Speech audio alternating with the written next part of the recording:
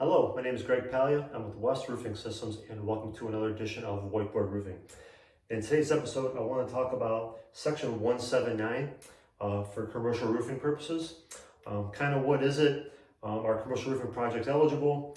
What's the limit? And let's go through a quick example so you understand kind of how it works. So what is it? It's really a tax break. Businesses can get upgrades to their infrastructure, and with that money, they can write it off on their taxes and give them a little tax break. Are commercial roofing projects eligible? I'm like 99.99% sure they are, but I am not an accountant, I'm not in finance. I would definitely reach out to someone that knows more about taxes than I do. So don't get a roof and then pay for it and then you don't get the tax break and come back to me saying, hey, you said in that video that it was eligible. I'm not 100% sure, so just throwing that out there right now. But the limit for 2023, I believe, is $1,160,000. So if you get a new roof that costs $1.1 million, you can write that off on your gross income for your taxes this year. But let's go through a quick example. Say you're a company and your gross income is $5 million. You get a new roof done, it costs $250,000, $250,000.